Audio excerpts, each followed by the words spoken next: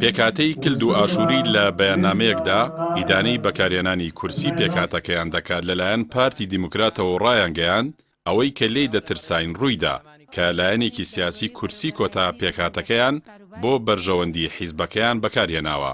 دەژڵێت ئەوە هۆکار بووە کە بایکۆتی هەڵبژاردننی پێشووی پەرلەمانی کوردستان بکەن.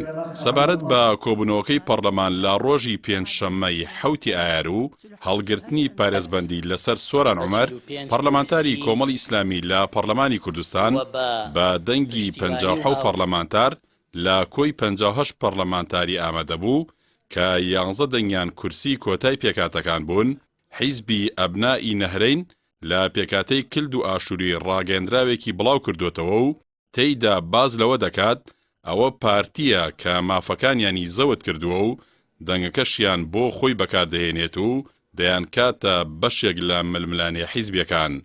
لە ڕاگەیەندراوەکەدا هاتووە کە ئەوان بڕوایان وایە هەڵگرتنی پارێزبەندی لەسەر سۆران عومەر کاردانەوەی خراپی دەبێ بۆ سەر پێکهاتەی کلد و ئاشووری سریانی لە ئێستا و داهاتوودا، ئەوەش لەبەر چەند هۆکارێک.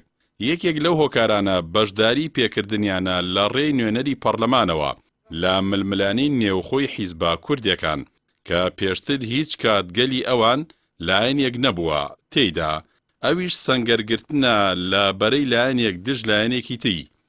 بەو جۆرە مەترسیەکی زۆر گەورەیان لەسەر و ڕنگدانەوەی خراپی دەبێ بۆ سەر سومای ئەوان لە ناو پێکهاتەکانی دیکەی هەرێمی کوردستان، بە هەمان شێوە بۆ داهاتویان کاریگەری نەرێنی دەبێت. هەروەها باز لەوە دەکات کە ئەوان لە سەرەتاوە داوایان کردووە کە سندوقی تایبەت هەبێت لە کاتی هەڵبژاردنەکانی پەرلەماندا تا لە ناو خۆیاندا هەڵبژاردن ئەنجام بدەن، هەروەکو چۆن لە هەڵبژاردنەکانی ساڵی 1992دا بەو جۆرە بوو، بەڵام گوێیان بۆ نەگیرا. بەو هۆیەوە بەشداری هەڵبژاردننی پێشووی پەرلەمانی کوردستانیان نەکرد و بایکۆتیان کرد. جەختیش دەکاتەوە بەداخەوە ئەوەی کە لێی دەترساین ڕوویدا و کورسی کۆتایی گەلەکەیان بۆ بەرژەوەندی لایەنێک دژ بە لایەنێکی دیکە بەکارهێنرا.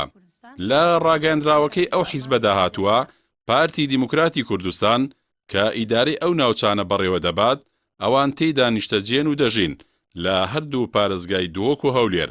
ئەو حیزبە چەندین دۆسیەی مافخورانی ئەوانی پێشگوێ خستووە لە زێدەڕۆیی زەوی و مافی ئیداری و گۆڕینی پرۆگرامی خوێندن و ئاشکراکردنی بکوژانی کەسە دیارەکانی گەلی سریانی، لە کاتێکدا چەندین دۆسەی دیکە کە پێویستە گەلی سریانی لە بەرامبەر ئەوەدا یەک دەنگ بن، پێچەوانی ئەوەی دەنگی داگیرکراویان بەکار بهێنرێت بۆ پارتی دیموکراتی کوردستان.